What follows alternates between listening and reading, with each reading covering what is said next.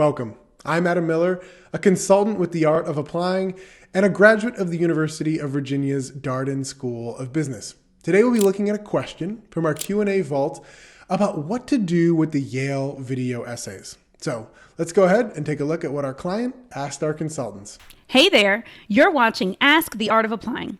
In this series, admissions experts on our team answer real questions from our clients who are navigating the grad school application process. Watch this series to gain perspective and get real expert answers to your most pressing application questions. And if you're interested in learning more about the expert advice, editing, and guidance we provide for the grad school application process, watch the free training in the link below in the description. Be sure to like this video and subscribe to our YouTube channel for more application success stories, application tips, advice, and encouragement. Enjoy the video. She writes in and says, "Hi all. Like many of you, I just submitted my consortium applications, congratulations, and I'm now needing to submit some follow-up materials to Yale." She's applying to their business school, the School of Management, and it's saying that I have to submit video questions by this weekend. Can anyone explain that process to me? I actually remember it myself very well because I also applied there. So we've got two consultants who respond to this question. And the first is very tactical about some ways to actually look at previous answers we've gotten to this exact question. And the second consultant gives 10 pieces of advice that I'm going to go through fairly quickly because they're all really valuable pieces of advice. So the first consultant says, congrats on submitting your applications. Here are some helpful resources for you to prepare in case you have not already been practicing. Basically, she directs the client to some previously recorded weekly Q&A calls. We have these calls for our clients to come together with one or two of our consultants to get a bunch of questions out or to live edit someone's essay so that they can learn as a group, and then we can answer some of the similar questions that people have all at once. So she highlights two recent calls where these came up. We record all of these calls and we also transcribe them for you to be able to make them searchable.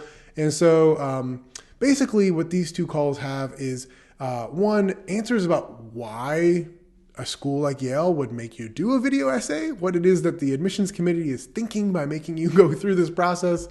And the second thing is getting into some of those very important tips that the second consultant's actually going to go into more detail later on. So I'm not going to click on those particular answers from the Q&A calls. Instead, I'll just go down to our second consultant and see what advice she has. She starts off by saying, make sure you read the tips on Yale's website, right? These schools will tell you what it is that they're looking for and might even give you some hints about the types of questions they're going to ask you, which will help you prepare. So before I go into all 10 of these pieces of advice, let me just say what I did personally, which is very similar preparation I would do for having a job interview. I would write out the 5 to 7 most common questions that I think I might get in an interview, and then I would jot down and practice in my head or even practice out loud how I would respond to those questions.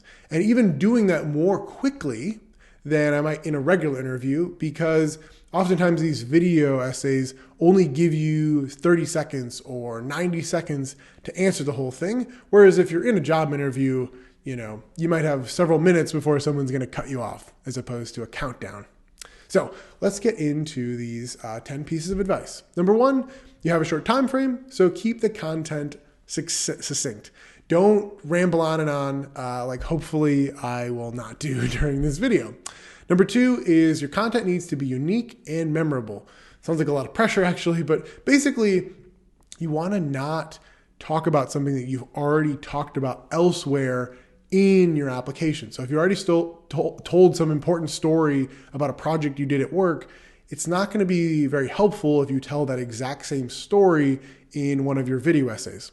Talk about something different if you can.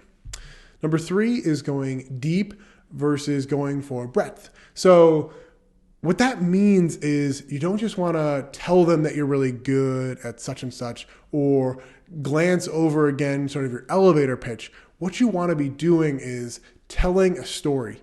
Think about it being like one day right? Answering the question with one day I blah, blah, blah, blah, blah, as opposed to I'm really good at things like this. You wanna tell an anecdote as opposed to just saying that you're competent at a general topic, if that makes sense.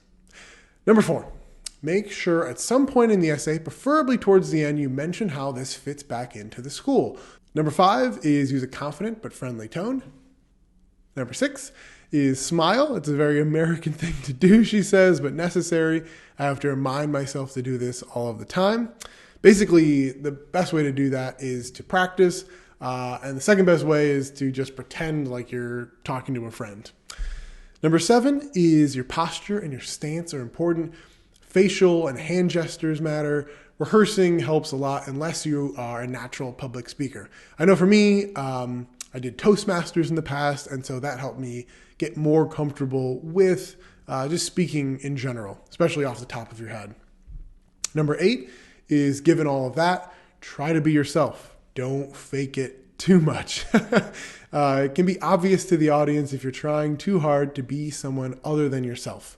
Luckily for me, I'm kind of a goofy yet somehow confident person. Number 9 is speak slowly enough so that your words don't get jumbled, but fast enough to fit in all the content.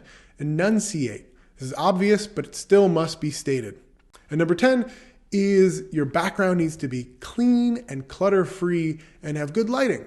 So try not to have the dishwasher running next to you or the refrigerator running or your roommate screaming. Try to give your devices and the people around you a heads up that the next 30 minutes or so are going to be very important for you to not have a bunch of noises or distractions. So that's it for today's video. I hope you found it interesting and informative. And if you want any help getting into your dream school, please reach out to us at theartofapplying.com.